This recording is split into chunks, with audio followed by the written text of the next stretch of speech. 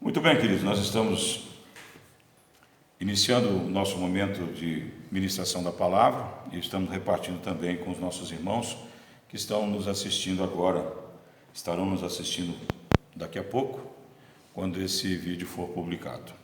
E antes de eu entrar na palavra, eu queria ter um editorial com vocês aqui. Normalmente nós comentamos sobre as questões que envolvem a nossa pandemia, mas nesse caso eu só quero informar, talvez vocês ainda não tenham essa informação, mas essa quinta-feira passada ela foi um dia importante para a nossa região. 10 novos leitos com capacitação para respiradores foram instalados em Ponta Porã. E hoje nós estamos com 4 desses leitos tomados, apenas 4, graças a Deus. Então, dobrou aquela cobertura que nós tínhamos aqui quanto a respiradores, o que não é suficiente. Nós lembramos que é para uma região extensa, de Bela Vista até chegar a Coronel Sapucaia, todas essas cidades, a tendência é que vão direto para Ponta Porã. Mas os últimos dias têm sido assim de uma certa calmaria, e a Deus toda a honra, toda a glória. O que eu quero destacar para vocês é algo que eu pensei ontem no nosso programa, não sei aqueles que ouviram, se ouviram, mas é um assunto que nós como cristãos temos que começar a pensar e orar.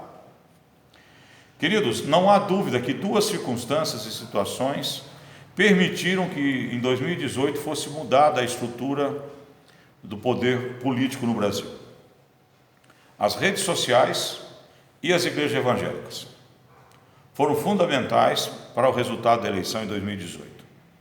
Muito bem, o que nós estamos assistindo hoje? As redes sociais elas estão sendo bombardeadas com toda a sorte de situações que impeçam que continue sendo um caminho para que as pessoas se manifestem, troquem informações e se ajuntem nos seus mesmos ideais. Vou explicar para vocês.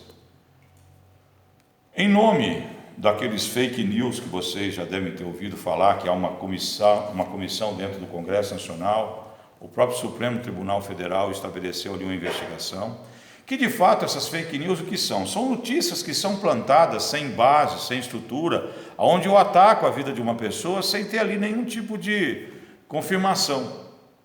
E isso nos nossos dias é terrível, isso tem acontecido de todas as formas, mas muito menos no meio político do que em outras formas. E em nome de algumas situações que de fato houveram, nós estamos vendo a nossa justiça estabelecida pelos nossos ministros do Supremo Tribunal Federal e de outras áreas, criando um mecanismo, e eu vou dar um exemplo para vocês. Essa semana, várias contas do Google, do WhatsApp e do Facebook foram proibidas de rodar porque simplesmente ali faziam menção de propagandas e de apoio ao atual governo. Queridos, então que se faça isso para todas as situações políticas, mas não é. Um grupo de uma igreja preparava um material mostrando a perseguição que está acontecendo na China hoje, para as nossas igrejas. Em alguns lugares você tem o funcionamento da igreja evangélica na China normal, onde tem muito americano, muito inglês, europeus, então ali ainda funciona. Mas em outros cantos, aonde os missionários foram para tentar usar essa abertura que houve na China nos últimos anos, eles estão sendo bem perseguidos. Então essa igreja preparou uma série de coisas, mostrando ali evidências dessa perseguição. Uma igreja aqui brasileira. Quando ela foi publicar no YouTube, não foi permitido, porque aquilo lá diz que provocaria perseguições e preconceitos contra os chineses. Mostrando que a tua capacidade, a tua liberdade que nós adquirimos quando as redes sociais começaram a funcionar nos últimos 10 anos, ela está sendo censurada e tolhida. Tem assunto que pode, tem assunto que não pode. Até aí, talvez eu não me incomodasse tanto. Me incomodo, porque eu acho que o direito de todos nós é de nos manifestarmos e temos as nossas opiniões, mesmo que sejam contrárias a que eu defenda. Eu gosto muito de uma frase de alguém que diz o seguinte: olha, eu discordo de você até a morte, mas eu dou a minha vida para você ter o direito de defender o teu ponto de vista, né? Alguém que entende que democracia é isso. Mas o que é mais preocupante, queridos, é o seguinte: 2 deputados mineiros, essa semana, tiveram os seus mandatos cassados. Motivo: na última eleição, em 2018, eles estavam dentro de uma igreja, é uma dessas midiáticas, não sei se não é a Universal, é a Mundial. E lá o pastor apresentou os 2 candidatos e fez aquilo que em muitas igrejas é feito. Eu não tenho não concordo, não faço, não tenho essa ideia, eu posso expressar aqui as minhas visões, o meu entendimento, principalmente na última eleição presidencial eu fiz, porque era uma questão que envolvia um embate entre ser cristão e ser do mundo, eu não tenho dúvida nenhuma disso, mas não me posicionei partidariamente. Agora, algumas igrejas têm esse hábito. Pastores batistas que eu conheço levam candidatos da prefeitura, vereadores, e dão espaço para aquelas pessoas ali ministrar. Eu não concordo, nunca fiz isso, vocês sabem. Mas esses camaradas estão perdendo o mandato porque naquela noite o pastor disse: olha, está aqui 2 irmãos e amigos e eu convido vocês a votarem neles. Isso foi filmado. O Supremo Tribunal Eleitoral essa semana cassou. Existem alguns recursos ali, mas muito provavelmente eles vão perder o mandato, porque foi pedido voto dentro da igreja. Existem leis, queridos, que proíbem isso já há algum tempo. Desde 2000 já tem leis. Eu fui pesquisar. Mas em 2019 foi aumentada essa lei, foi incorporada nela mais informações. E, pastor, mas você acabou de dizer que o senhor não traz um político aqui. E não vou trazer, queridos, não imagine que eu vá fazê-lo. Porém, eu quero entender o seguinte: por que essa lei agora? Por que esse rigor? Porque estabeleceu-se uma visão em 2018 de um povo que é contra o aborto, que é contra a ingerência da formação do caráter sexual dos seus filhos dentro da escola, porque quer ter o direito de pregar que Jesus salva e que o mundo foi criado pelo Deus do impossível. Por que num sindicato eu posso levar um candidato? Por que dentro das escolas, nas salas de aula, os professores fazem campanha política? Por que na igreja não? Eu posso responder por mim. Mas, na verdade, eu não posso concordar que nós, por sermos cristãos e temos definido a eleição que passou, sejamos tolhidos do nosso direito a termos o nosso livre e sagrado direito de ter posicionamentos políticos. Então é uma questão que eu quero que vocês pensem e orem, porque inclusive há uma lei para ser estabelecida com mais rigor. Inclusive, queridos, no Rio de Janeiro, nessa última eleição já teve várias fiscalizações que foram feitas, pessoas que foram assistir os cultos disfarçados para registrar essas questões. Já tiveram há vários processos dentro do Superior Tribunal Eleitoral de questões como essa. Então, que nós estejamos atentos, queridos. As 2 circunstâncias mais importantes que mudaram o rumo desse país, que parou de incentivar a homossexualidade dentro das escolas, que parou de dar abertura para a descriminalização das drogas. Na verdade, está se fazendo contra o tráfico aquilo que era para ter sido feito. Só no ano de 2020, queridos, houve mais apreensão do que os últimos 5 anos juntos. Mas ninguém fala isso, né? Não se comenta sobre isso, né? Nossa economia, com todas as dificuldades, Deus tem dado e trazido misericórdia a essa terra, e nós temos surpreendido o mundo, porque pelo tamanho do nosso país, as circunstâncias que nós vivemos nessa área, era para ser bem pior. Mas há um Deus que tem ouvido a oração de um povo que dobra os seus joelhos. E estão tentando calar a nossa voz. Porém, do outro lado, há algo que eu quero encerrar esse momento, esse editorial, dizendo para você: é o momento de nós orarmos e agradecermos a Deus, mas ficarmos firmes na nossa fé, porque nunca o Brasil teve um ministro da Justiça evangélico que toca piano e canta e adora a Deus, como nós fizemos aqui agora na sua casa. Nós nunca tivemos um ministro dos direitos humanos, da cidadania e da mulher, com um histórico de Damares. E nunca tivemos um ministro da educação que crê na mesma rocha que você. Quando é que você teve? Aqui talvez eu seja, eu e talvez mais um outro irmão, sejamos os mais velhos aqui. Eu nunca assisti isso. E posso garantir para vocês, pelo amor que eu tenho na história, que nunca houve homens de Deus colocados em pontos estratégicos, como nós estamos hoje. Então orem, clamem a Deus. Inclusive o pastor Milton Ribeiro ontem teve uma complicação, ele está com Covid. Milton Ribeiro é o nosso ministro da Educação. E ele já é um homem de 60 e poucos anos, e ele problema respiratório. E nós sabemos que isso causa muita dificuldade quando a pessoa está cometida de Covid. Então vamos redobrar nossa oração, tá? Quero que vocês orem hoje na nossa live, nós vamos estar orando pela vida dele, mas eu queria deixar registrado essas questões, ok? Muito bem, queridos.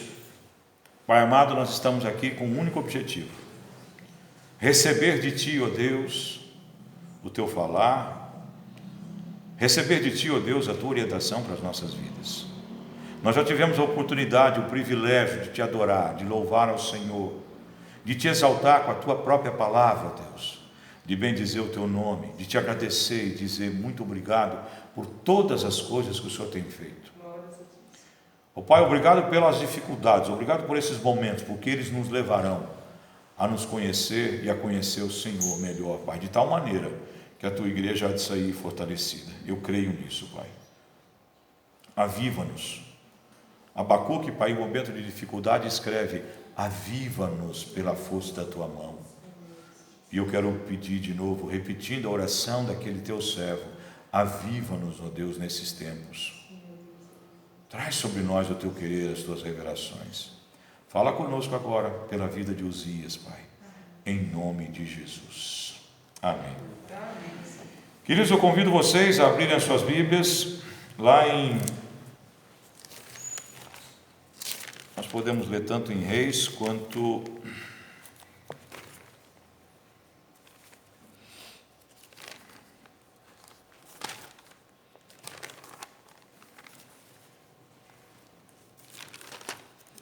Eu prefiro Crônicas. Crônicas 26, queridos. 2 Crônicas 26.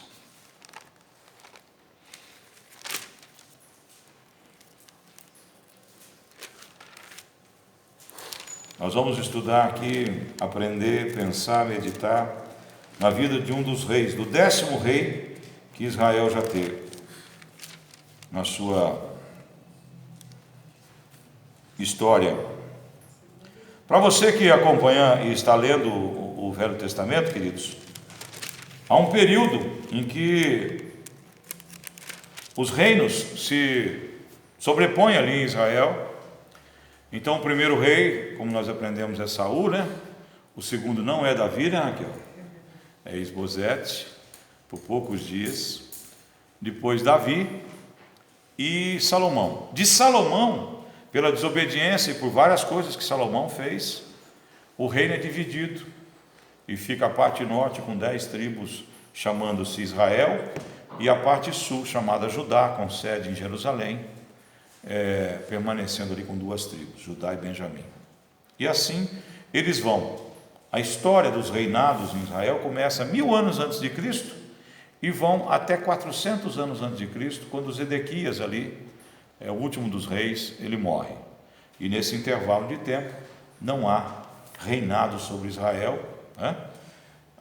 O único rei que vai surgir sobre Israel é o reino de todo o universo, é o rei de todos nós, que é Cristo Jesus, que vinha da família de Israel. Mas então, nós estamos aqui e vamos aprender algo sobre a vida de um rei, que ele viveu mais ou menos ali por volta de 829 a.C., até mais ou menos 778 foi o reinado dele. Ele morreu em 740 a.C.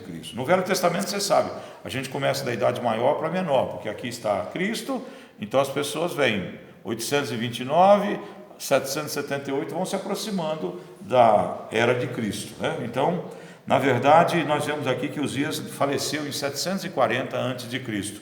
E o que aconteceu quando ele faleceu? Vocês lembram?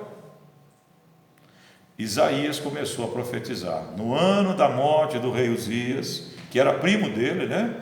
Então começa o trabalho profético de Isaías, um homem usado por Deus de maneira muito forte.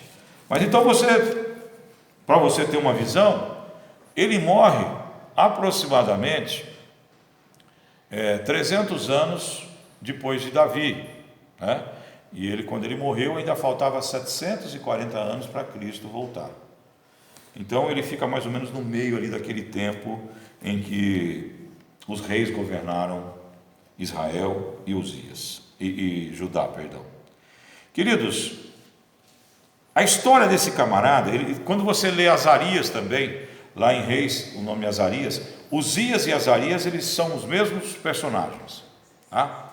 Existe uma teoria que o termo Uzias ele é um equívoco do copista, mas não precisamos nos preocupar com isso. É o mesmo rei, tanto Uzias quanto Azarias, é o mesmo filho de Amazias, o 9º rei que houve ali sobre aquela terra.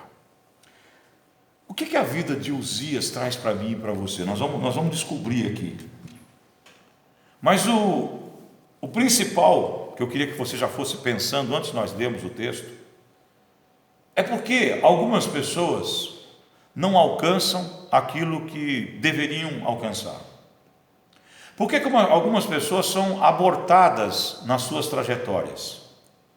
Por que em alguns pontos da nossa vida, como marido, como esposa, como pai, como profissional, nós não alcançamos aquilo que de nós se esperava depois de êxitos? Há uma situação na vida de Uzias que ela acontece conosco, que ela acontece com os personagens da história, que acontece com muita gente do meio cristão. É algo interessante, porque Uzias ele tem muito para ensinar para mim e para você no cuidado com que o reconhecimento e o êxito traz na tua vida. Queridos, de fato, não tem nada pior do que a gente ser criticado, né? Certo? Como pastor, a primeira coisa que a gente aprende no seminário é que você não se incomoda com crítica, porque virá, né? Se você faz A, você deveria ter feito B. Se você fez B, você tinha que ter feito A. E vai ter alguém que dizer que se você fez o A e o B, você esqueceu do C. Então, E a figura que eles usam para ensinar isso para a gente é de Jesus. Principalmente dentro de casa, né? Principalmente dentro de casa. Os irmãos de Jesus vão se tornar cristãos só depois que ele ressuscita. E ele não pecou, hein? Mas só de estar ali, talvez alguma vez olhar para Maria e falar assim: ô mãe, olha o que o Tiago está fazendo. Já foi suficiente para os dois não se bicar muito, né? Já foi suficiente para os irmãos chegarem para ele e falar: e daí, bichão, você não é o cara? O que você está fazendo aqui em Nazaré? Desce lá para Jerusalém. Quem quer ficar famoso tem que estar nas festas, quem tem que ser conhecido. Vocês lembram desse texto? Não na linguagem do pastor aqui, mas algo semelhante. E ele, inclusive, se disfarçou e saiu sem que a sua família visse, para evitar aquela situação de incômodo de novo. Ou seja, nós estamos prontos para os confrontos, pelas dificuldades, pela falta de reconhecimento. Isso é normal, nós estamos prontos. Mas e quando ao contrário, você é reconhecido, você é respeitado, você alcança coisas que as outras pessoas não alcançaram ainda, Deus te ajuda, mas lá na frente dá errado. Nós vamos aprender com os dias como que isso acontece e por que isso acontece. Então todo o povo tomou a Uzias, que era da idade de 16 anos, e o fez rei em lugar de Amazias seu pai. O pai dele era um homem que teve uma trajetória semelhante à dele, chegou ganhando tudo com Deus. De repente ele foi tão esperto, que eu imagino que Amazias é o camarada mais com problema de QI dentro da nossa história. Deus leva ele a vitórias com todos os seus inimigos. Aí na última, ele vai lá e ganha. Ele volta, pega aqueles deuses de madeira, de ferro, daquele povo que perdeu a guerra para ele em nome de Deus, e traz e faz um altar para ele. Ele começou a se dobrar e adorar os deuses que não tinham livrado o povo dele, da mão dele. Falta um miolo nesse camarada, não falta? Falta. E ele vai, inclusive depois disso, ele vai sofrer uma derrota terrível para Israel, que ele era rei de Judá, e vai ser morto pelos seus assessores. Então o menino Uzias, com 16 anos, e naquela época eu quero deixar um recado para os nossos adolescentes, Muhammad com 16 anos tornou rei, e 16, com 13 anos já era considerado um homem, viu, Mateus? Com 13 anos, viu? E a menina com 13 anos era considerada mulher. Um dia um irmão trouxe uma verdade para mim, legal, que eu descobri, o que os nossos jovens não gostam muito, mas não existe adolescente na Bíblia, viu? A adolescência não é uma fase que a Bíblia diz que existe. Existe um marco, né? O Mar Mitzvah é uma festa que é feita para os homens e tem para as meninas, que aos 13 anos eles são recebidos na sociedade judaica como homens. Obviamente ainda dependem dos pais, mas eles já começam ali a aprender uma profissão com as mãos. O cara pode ser um filho do maior financista da região. A família dele pode ter banco, mas ele vai aprender uma função com as mãos, para que se caso um dia ele perca aquele patrimônio, ele saiba se virar com outras coisas. É uma ideia interessante que eles têm, mas com 13 anos o garoto deixa de ser garoto e se torna um homem, né?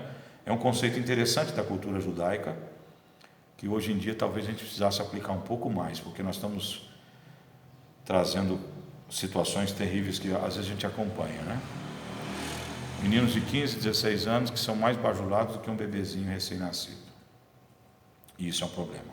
A sociedade está cheia dessas dificuldades. Mas o assunto que o pastor aqui é outro, mas mostra aqui que com 16 anos o cara já teve que enfrentar o domínio de uma nação. E não é qualquer nação, não. Ele foi rei de quem? De Judá. Quem é Judá? Judá é a parte do reino de Israel que Deus preservou para que quem viesse depois, Cristo, Jesus, vai nascer da herança deles. Passou por Davi. Então, com 16 anos, o Senhor já colocou aquele rapaz ali para governar. Então, nós vemos que ele começou essa missão bem cedo, e ele reinou muito tempo, inclusive. Esse edificou Elate, a restituiu a Judá, depois que o rei adormeceu com seus pais. Era Uzias da idade de 16 anos, quando começou a reinar, e 55 anos reinou em Jerusalém. Ele e Manassés são os dois reis mais longevos que nós tivemos ali, entre aqueles de Israel e de Judá. Era o nome de sua mãe, Jecolias, de Jerusalém. E fez o que era reto aos olhos do Senhor, conforme tudo que fizera Amazias seu pai. Ele continuou na trajetória do pai dele, antes do desvio. Mas ele foi mais longe. Ele viveu mais tempo e ele teve mais êxitos que o pai dele. Verso 5: porque deu a buscar a Deus nos dias de Zacarias, sábio nas visões de Deus, e nos dias em que buscou o Senhor, Deus o fez prosperar. Queridos, marque esse versículo aqui. Quem é Zacarias? É aquele profeta que nós vamos ler, que entre os judeus, a Bíblia dos judeus, é o último dos livros. Para nós não é, né? O nosso é Malaquias, mas Zacarias está ali como o último dos profetas. Não por idade, mas por questões de tamanho da sua obra. Porque saiu, então, só voltando um pouquinho aqui, buscou o Senhor Deus e o fez prosperar. Enquanto ele buscou a Deus, ele prosperou.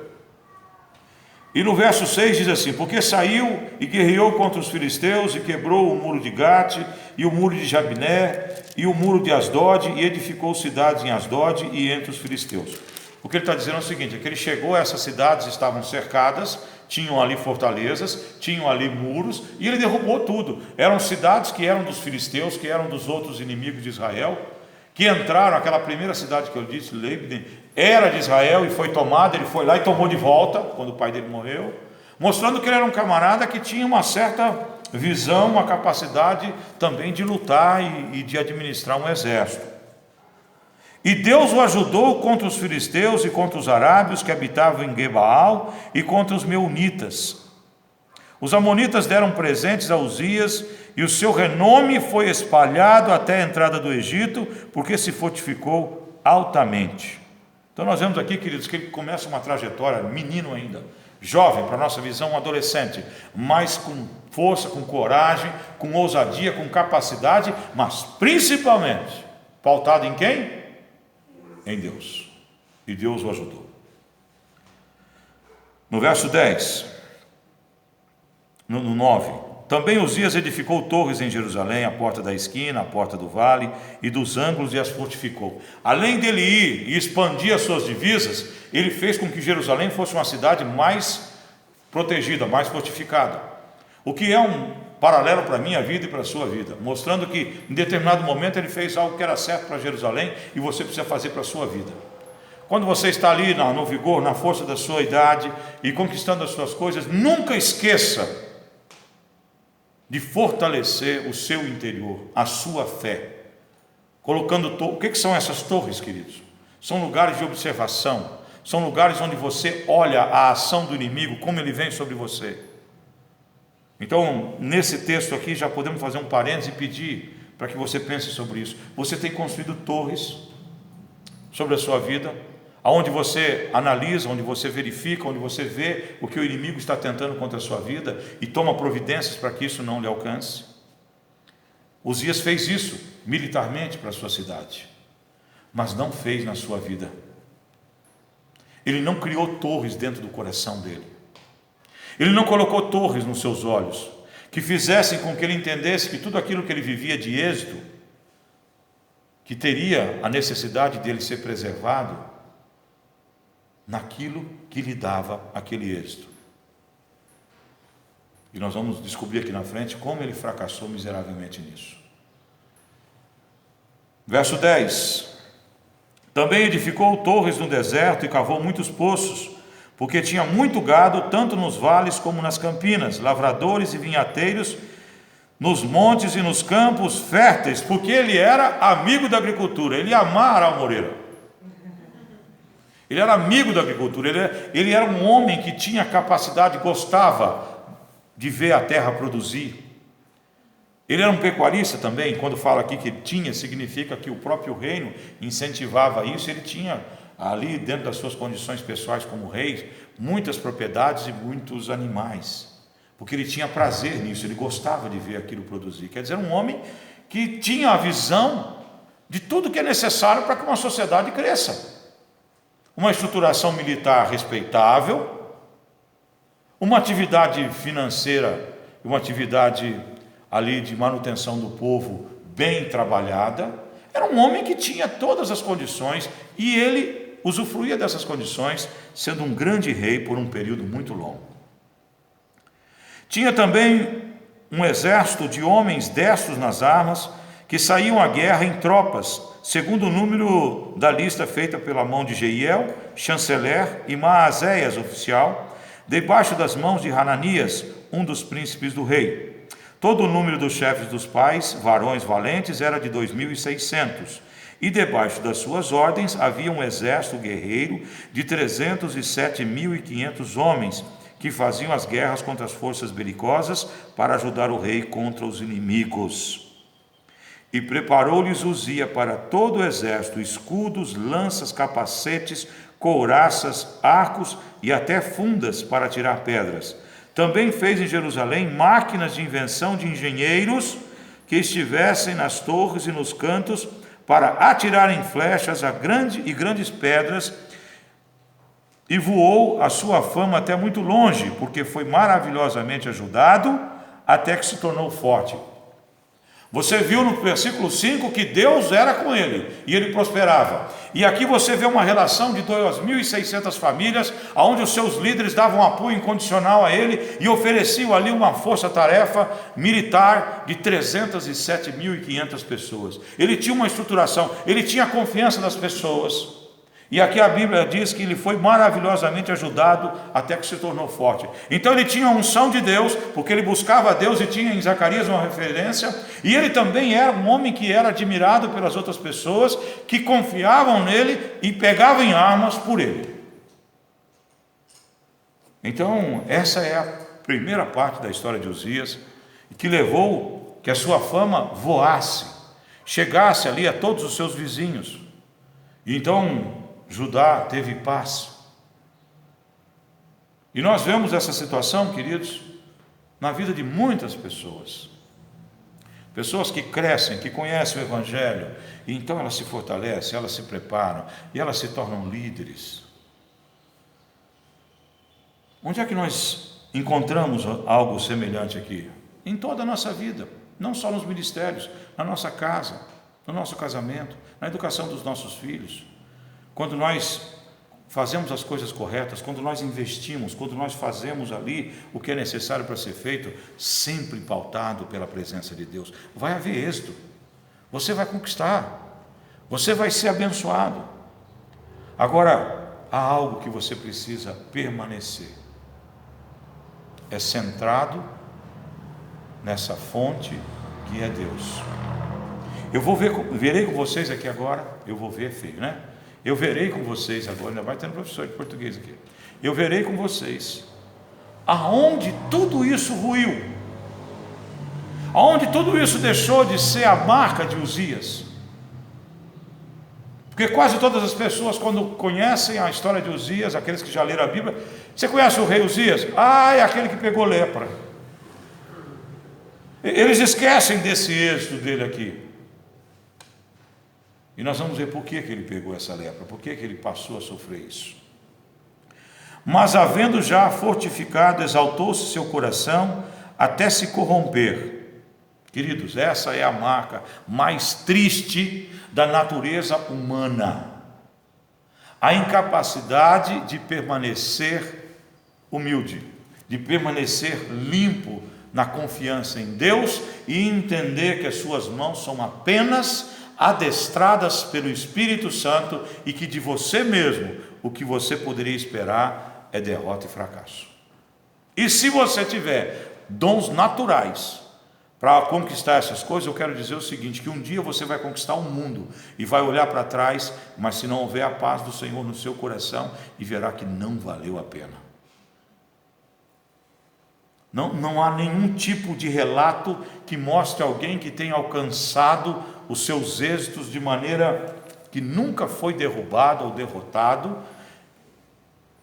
e que foi uma pessoa perfeitamente feliz. Você não vai conhecer essa história, queridos. São pessoas que se frustram porque quando conseguem o que conseguiram, percebem que não há sentido na vida, porque eles não percebem, não compreendem que a existência humana ela é marcada por uma realidade muito grande, que é o caminho, não é o fim onde você chega, é a maneira como você caminha, e que esse caminhar seu, ele tem uma única chegada que é vitoriosa e de alegria, que é na porta, aonde um Deus maravilhoso dirá para você: servo bom e fiel, entra e se alegra com a minha alegria. As pessoas que não têm esse conhecimento ficam buscando coisas e se exaltando com coisas, com atitudes, com ações, mas de repente quando vêm tolhidas disso, ou então alcançaram aquilo que queriam, olham e dizem: o que eu faço com isso? O vazio que está no meu coração permanece. Mas Uzias era um homem que tinha esse Deus, mas os seus êxitos e o seu sucesso levaram ele a uma situação complicada. Mas havendo já fortificado, exaltou o seu coração até se corromper e transgrediu contra o Senhor seu Deus, porque entrou no templo do Senhor para queimar incenso no altar do incenso. Vamos parar por aqui no verso 16. Queridos, um pastor, esses dias ouvindo a administração, ele falou uma frase, ou lendo, não me lembro agora, que diz o seguinte, que todo pecado, quando você descasca ele, você chega no orgulho. O orgulho é o pai de todo pecado, queridos. Todo. O próprio pai do pecado, que é Satanás, ele começa com orgulho, quando ele acha que pela beleza que Cristo trouxe sobre ele, porque foi Cristo que criou Lúcifer, né?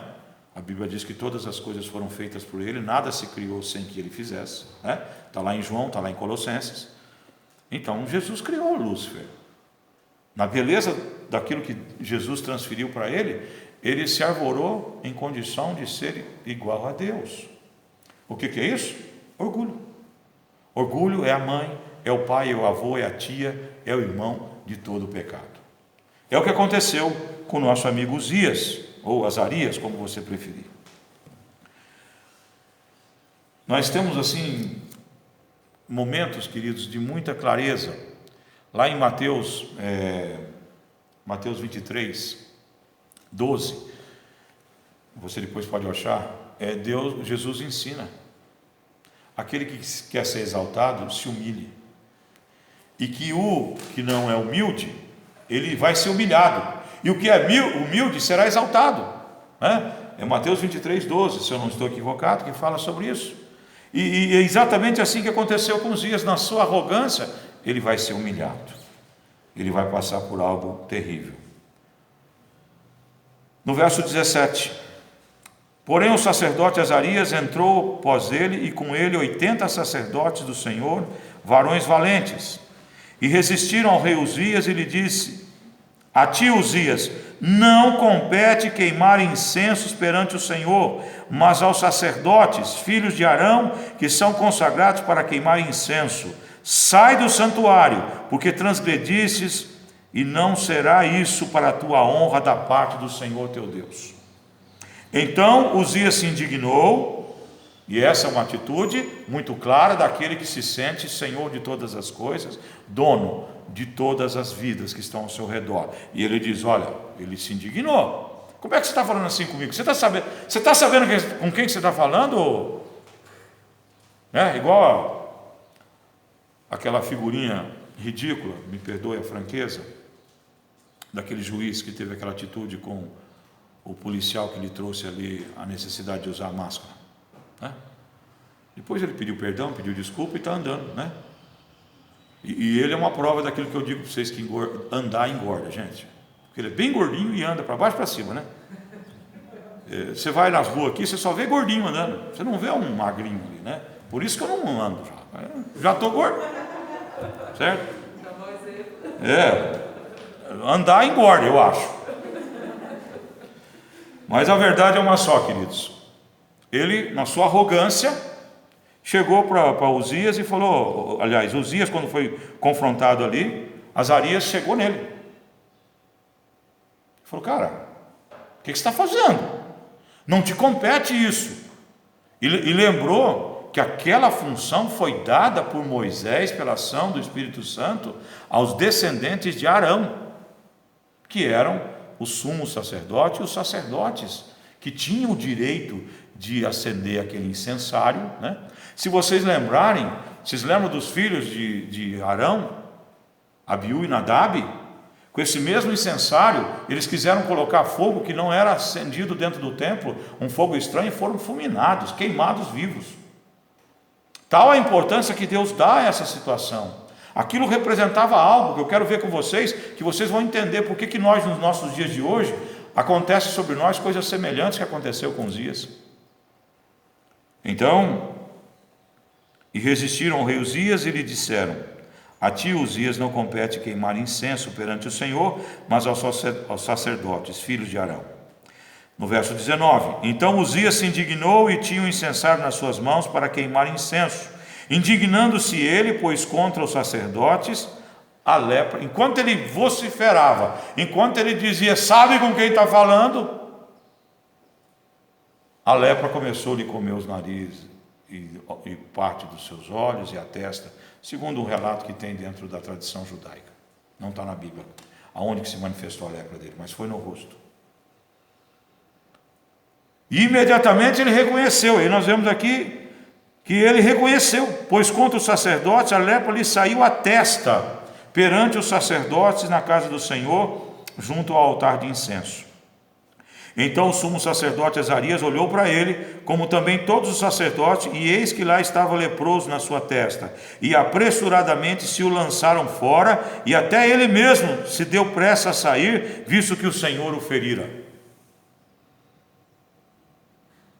para você colocar fogo, para você trocar os pães, para você visitar o Santo dos Santos, que era o lugar onde ficava a arca. Queridos, você tinha que se preparar como sacerdote, você tinha que jejuar, você tinha que abster de alguns alimentos, você tinha que ter uma postura de preparação diante de Deus para fazer tudo aquilo. O rei chegou e quis fazer porque era o rei. Ele não estava limpo, ele não estava qualificado. E então a lepra mostrou para ele o quanto ele era imundo diante de Deus. E estava ali querendo oferecer serviços a Deus. Isso é muito importante nós pensarmos nisso, queridos. Mas muito importante mesmo. Então a palavra de Deus mostra que quando ele... E era proibido dentro do templo, queridos. Era proibido qualquer pessoa que tivesse problema de pele ou qualquer outro tipo de deformidade servir. Um descendente de Levi que fosse, por exemplo, manco, ele não servia como levita e nem como sacerdote. Ah, pastor, mas que discriminação, né? Ainda bem que esse povo não viveu agora, senão estava tudo preso.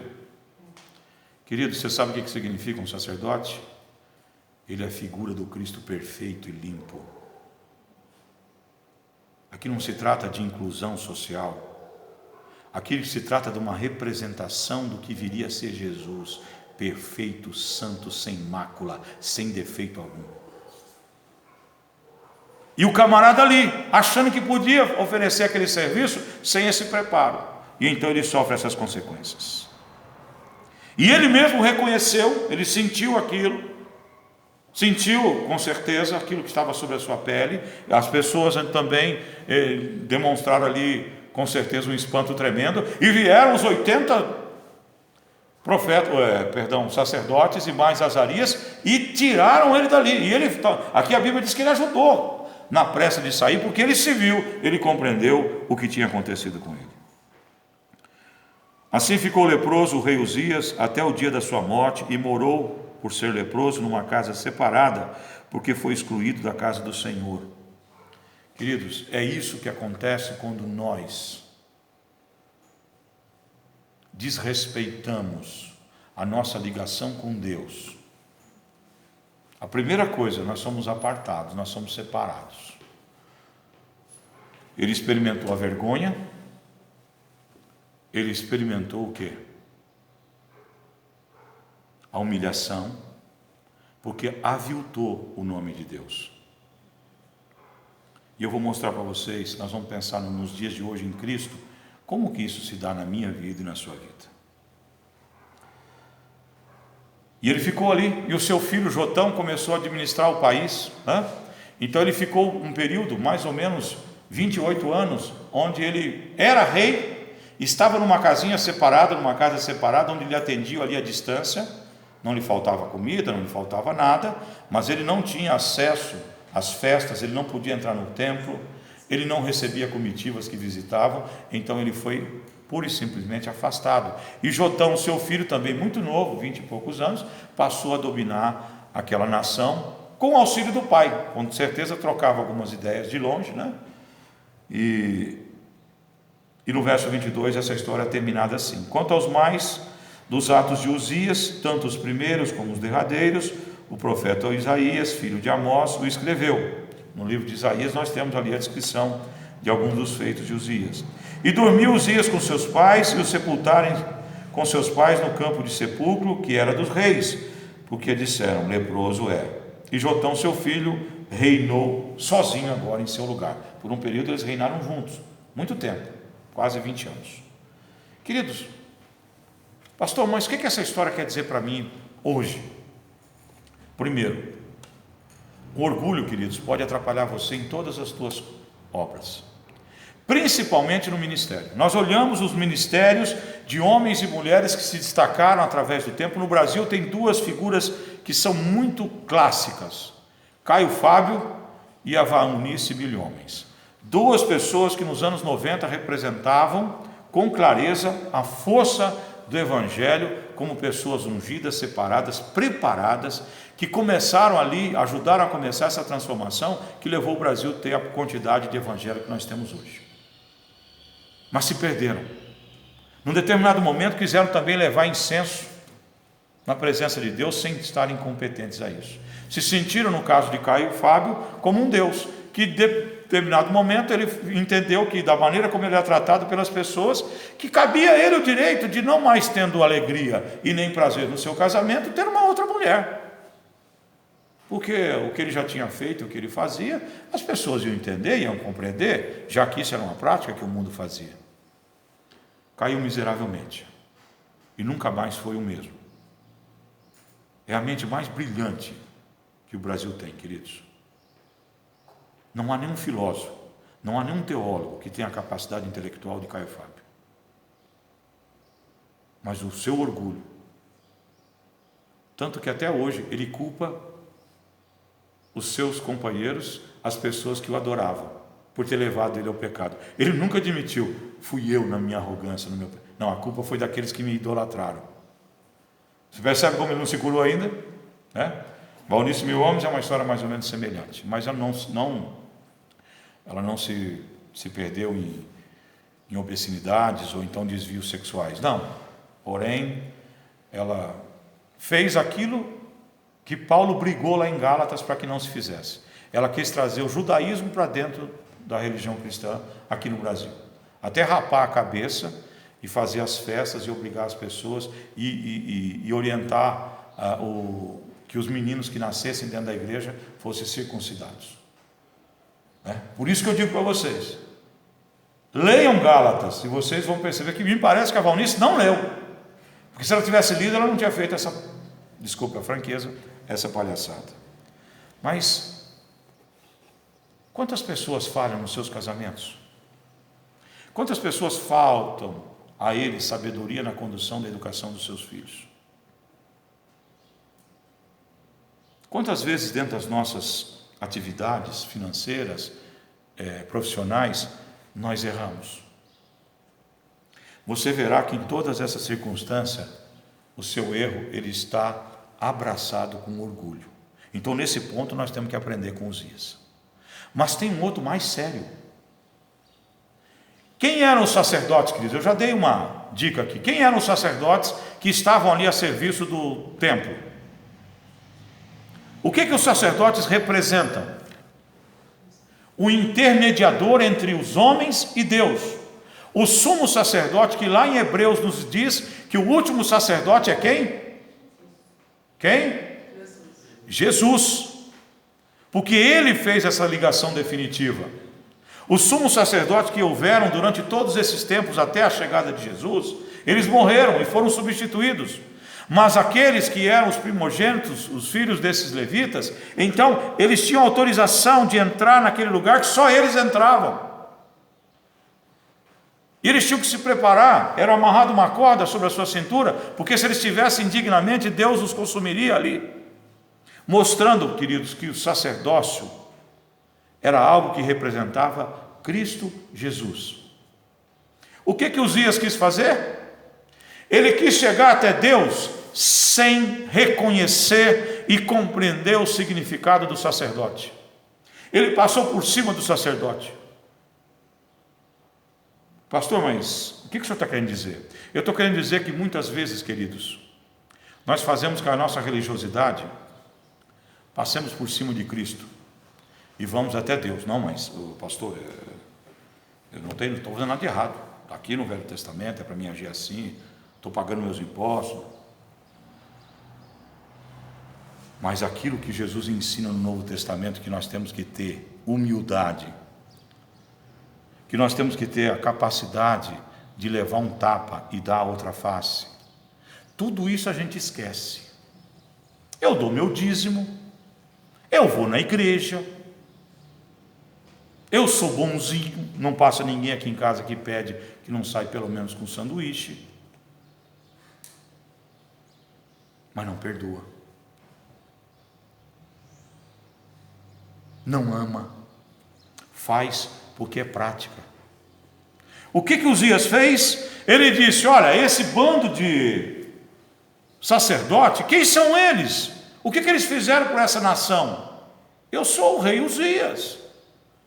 Fechei todas as fronteiras, ergui as minhas torres aqui em Jerusalém, no deserto, ganhei as batalhas. O que eles fizeram? Então eu vou chegar diante de Deus e eu vou referendar-se diante dele e acender o fogo santo. Levou uma lepra no meio do nariz para aprender a largar de ser besta. Pastor, quando que nós fazemos isso? Quando dentro da igreja, na nossa condição de líder, a nossa capacidade, que é dada por Deus, nos faz achar melhor do que os irmãos, nos faz achar que nós somos mais aptos, que Deus tem uma preferência especial por você. Querido, na verdade, quando Deus te chama para ser líder, Ele está te dando mais trabalho do que os outros. Não é porque você é especial, não. É porque Ele sabe que você aguenta o rojão. E Ele não ama você mais do que aquele irmãozinho que talvez faça menos aparentemente.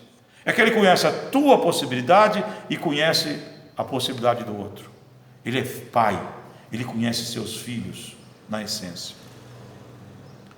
Quando que acontece isso dentro do meu casamento? Quando eu imponho a minha condição de cristão sobre a minha esposa ou sobre o meu esposo, pelas minhas práticas, e não pelas práticas de Jesus, que é o sumo sacerdote. Eu não relevo, eu não engulo caroço, eu não passo por cima de ofensa.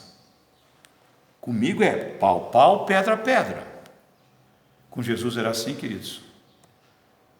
Com Jesus era assim, sim, sim, não, não, sem mentiras. Mas quantas vezes Ele abriu mão daquilo que Ele sabia para continuar a sua caminhada?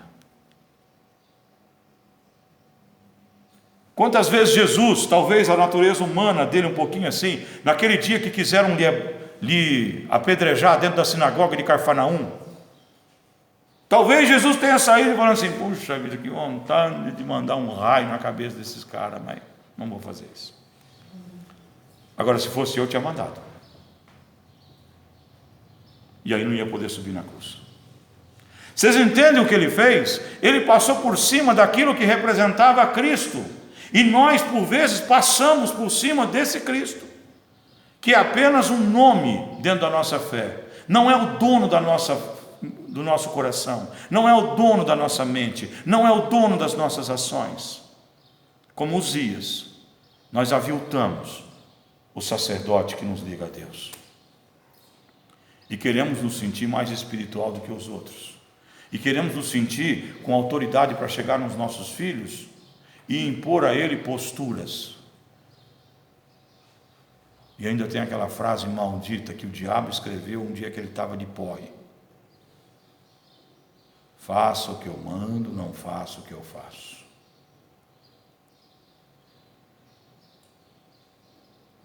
Nossos filhos, eles têm que ter sempre a autoridade do pai e da mãe sobre eles, mas uma autoridade conquistada na honra, conquistada no exemplo, conquistada no amor. Porque Jesus, a ele foi dito: nunca se viu um homem com autoridade como essa. E qual foi as ações que Jesus fez o tempo todo? Ele amou, ele morreu perdoando, e nós nos arvoramos no direito de reter esse perdão, às vezes, para circunstâncias que ficam anos marcando as nossas vidas. Então, queridos, o tempo já aqui daquilo que eu queria ministrar com vocês já se encerrou, mas eu quero dizer para vocês: há uma única verdade que você tem que colocar na tua existência para que essas coisas não aconteçam. Essa frase um dia foi dita por um homem chamado João Batista, que nada mais é do que o maior profeta nascido de mulher. E quem lhe deu esse título? Jesus. João é o maior profeta nascido de mulher. Quantas páginas tem os livros que João Batista escreveu? Nenhuma, porque ele não teve tempo de escrever nada. Qual que foi a missão dele? Fez aquilo para o que ele tinha nascido fazer. E então a frase que você deve guardar, meu querido, minha querida, nessa manhã, ou quando você ouvir essa programação: importa que ele cresça e eu diminua. Porque se Uzias tivesse essa visão, a compreensão do poder de Deus, da importância daqueles homens que ele separou para fazer aquilo que ele não podia fazer, como Cristo morreu naquela cruz por uma coisa que você não poderia fazer. Vocês conseguem entender a mesma relação? Havia ali homens separados para fazer diante de Deus uma adoração e uma consulta que ele não podia porque ele era impuro, e aquela lepra levou ele a entender que ele era imundo. Que Deus tenha piedade das nossas vidas, queridos, e nós nunca precisemos ter algo semelhante, porque talvez a lepra da carne hoje, ela é fácil de ser curada, mas a lepra na alma, no coração, essa demora de ser tratada. Que nós possamos compreender que aquilo que eu e você vivemos tem que ter o tempero de Cristo, tem que ter o conserto de Cristo, tem que ter a direção de Cristo, tem que ter o conhecimento de Cristo, porque sem Ele não há vida, sem Ele não há caminho, sem Ele não se chega ao Pai. Muitos Uzias estão esparramados pelas igrejas do mundo, muitos Uzias estão esparramados pelos lares dessa terra, muitos Uzias estão ali andando pelo mundo sem compreender e entender o que levou ao afastamento, à derrota, quando vinham numa caminhada tão bonita. Amém, queridos? Que o poder de Deus possa trazer sobre mim e sobre você a compreensão dessas palavras, né? E nós possamos nos fortalecer. E quando eu reparto elas com vocês, essa é a minha intenção, e muito mais do Espírito Santo, de que vocês se fortaleçam, se alimentem dela e possam vencer situações que um dia possam surgir, que poderiam levar vocês às mesmas situações. A palavra de Deus, ela é um aviso, a palavra de Deus é um consolo, a palavra de Deus é um amparo. Que ela sirva para cada um de vocês dessa maneira, nessa manhã. Amém? Amém. Muito bem, queridos, vamos nos colocar em pé, o pastor vai estar orando, encerrando a nossa meditação, encerrando o nosso culto também. Pai amado, nós nos alegramos por essas vidas que estão aqui, cada uma delas, Pai, tão preciosas para o Senhor. O Senhor subiu naquela cruz, tendo em mente o nome de cada um deles, e o nome daqueles que também não puderam estar conosco, Pai, e eu te exalto e te glorifico pela obra que o Senhor tem feito nessas vidas, e que hoje nós possamos sair daqui, Pai, fortalecidos, abençoados, compreendendo a importância da obra de Jesus naquela cruz, e a capacidade que Ele tem, que ninguém pode querer tomar o lugar dele, de abrir caminho até o Senhor, meu Deus. Nos ajuda a entender e compreender isso, nos ajuda a andar como Ele andou, nos ajuda a pensar como Ele pensou, nos ajuda a agir como Ele agiu, para que nós jamais, Pai, sejamos levados pelo orgulho, pela arrogância e percamos as bênçãos que o Senhor tem trazido às nossas vidas, mas principalmente percamos, ó Deus, a esperança que o Senhor plantou no nosso coração quando disse que iria preparar lugar para nós na Tua glória. Vem sobre nós, nos busca, Pai. Nós nos alegraríamos de uma maneira maravilhosa com a Tua volta. Mas se o Senhor tem outros planos, Pai, nós estamos prontos a estarmos aqui, vivendo e testemunhando do Teu amor. Apenas nos fortalece, apenas nos suporte, para que possamos falar do Teu amor e que o Senhor cresça e que nós diminuamos, mas estejamos abrigados dentro do Teu coração para sempre. Eu orei no nome de Jesus, e a igreja comigo no nome de Jesus diz amém. Muito bem, queridos, muito obrigado pela presença de vocês. Logo mais à noite, se você não tem o Meet, aprenda, é fácil, viu? Quem não tem. E nós vamos estar juntos e vamos estar servindo a ceia, né? Prepare na sua casa um suco ali de uva, um pedacinho de pão para aqueles que vão participar, e nós vamos estar ministrando. Amém? Vão na paz do Senhor, queridos. Um bom final de domingo e uma semana abençoada a todos.